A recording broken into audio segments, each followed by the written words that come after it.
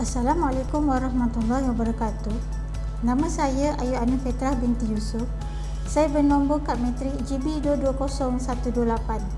Seperti mana kita sedia maklum bahawa mantan Perdana Menteri Malaysia, Datuk Seri Ismail Sabri Yaakob, dalam ucapan awam sulungnya, beliau menyeru supaya semua pihak bersepakat dalam menyelamatkan Malaysia.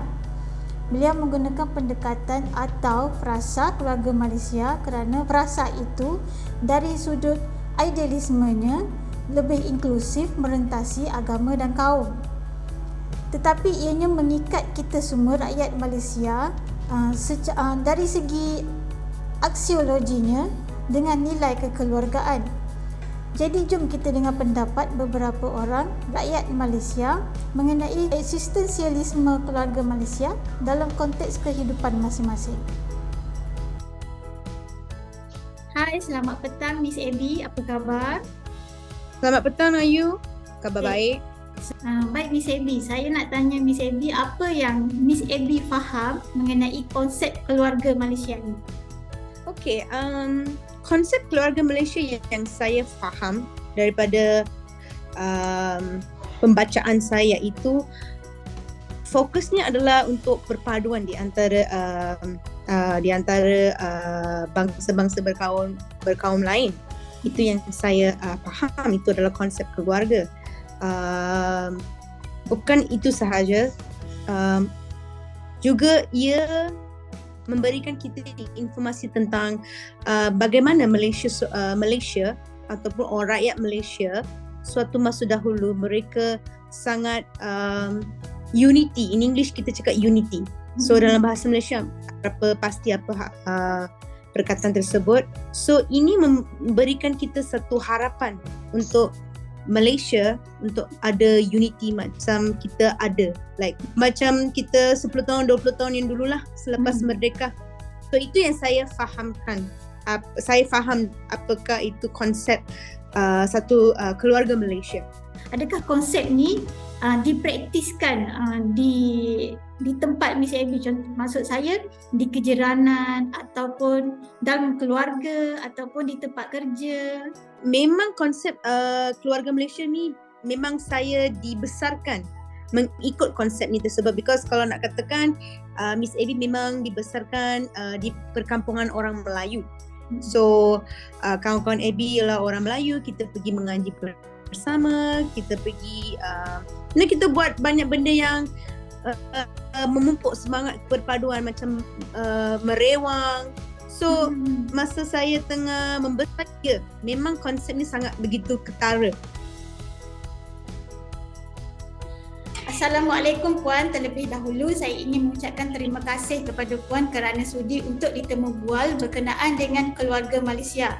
Terlebih dahulu, boleh ke kalau saya nak minta Puan perkenalkan diri dan juga kanak-kanak yang ada kat belakang tu, sebab nampak sangat meriah. Ya, Assalamualaikum, saya Ayu Alimas Yusuf. Yang ini anak-anak saya. Yang pertama, 嗨，我是本里莎问阿玉的10岁女儿，我会讲华语，我是甘南的。 yang ini yang bongsu. Okay, setelah hampir setahun keluarga Malaysia ini diperkenalkan oleh Perdana Menteri Datuk Ismail Sabri, apa pendapat Puan ataupun apa yang Puan tahu mengenai keluarga Malaysia? Okey, yang kita tahu kalau untuk keluarga Malaysia ni, konsep ni macam kita tahu dia diperkenalkan oleh PM kita yang ke-9. So dia konsep paling senang. Kalau kita nak faham, kita duduk dalam sama fikir pun lain-lain. Jadi untuk kita bersatu, kita kena hidup dengan gembira, kita kena give and take. So kita baru dapat kesefahaman tu, kita baru boleh hidup bahagia. Jadi untuk satu Malaysia pula, dia sama je konsep dia. Cuma kita macam hidup dalam keluarga yang lagi besar. So yang berbilang kaum, yang ada banyak agama, tak sama bangsa kan. Jadi kita kena follow prinsip dalam rukun negara lah, dalam perlembagaan persekutuan. Jadi kita kena bersatu, kita kena sepakat, kita kena hormat, saling menghormati, kita kena terapkan nilai murni lah. Jadi kita tolong menolong, sebab semua kita tak sama. ada yang kaya, ada yang miskin. Jadi semua kena tolong menolong, kita boleh hidup dengan aman. Jadi konsep keluarga Malaysia ni adakah ianya dipraktiskan di tempat puan? Contohnya seperti dalam keluarga ataupun di kejiranan ataupun di tempat kerja. Contoh paling senang kat tempat kerja. Saya hari-hari pergi kerja. Jadi saya memang kena bersatu dengan kawan-kawan satu kerja. Sebab kita tak sama ya. Semua lain-lain jantina, lain perempuan, lelaki. Jadi agama pun lain, bangsa pun ada juga yang lain. Jadi kita kena kerja dengan aman. Jadi kita kena tolong menolong. Bila kita tolong menolong, kita boleh sepakat. Jadi kalau macam target tu yang tinggi pun kita boleh achieve. Macam tu. Bila masing-masing dah faham tanggungjawab masing-masing, kerja masing-masing, jadi kita kena buatlah. Kita kena bersatu satu sama lain. Jadi hubungan pun bukan setakat kerja saja. Sama-sama kita pun memang kena ada hubungan yang bagus. Jadi kita boleh achieve lah apa-apa pun target yang kita yang HQ dah setkan kan.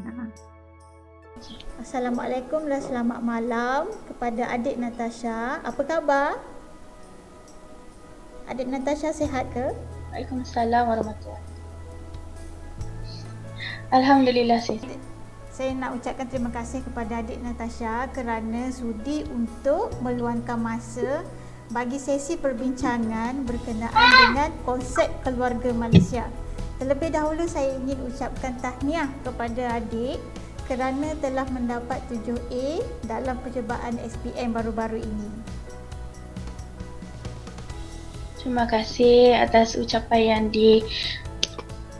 diucapkan tersebut. Okey, baik. Saya nak tanya pendapat kepada adik berkenaan dengan keluarga Malaysia.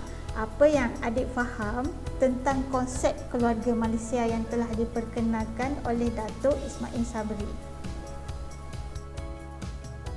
Okey, baiklah. Berdasarkan kefahaman saya, keluarga Malaysia ini diperkenalkan oleh beliau untuk mewujudkan keharmonian dan perpaduan antara kaum yang dianggap semakin renggang sejak pandemik melanda. Okey, baik. Jadi konsep keluarga Malaysia ni adakah dia dipraktiskan dalam kehidupan adik? Maksudnya di kejiranan ataupun di sekolah?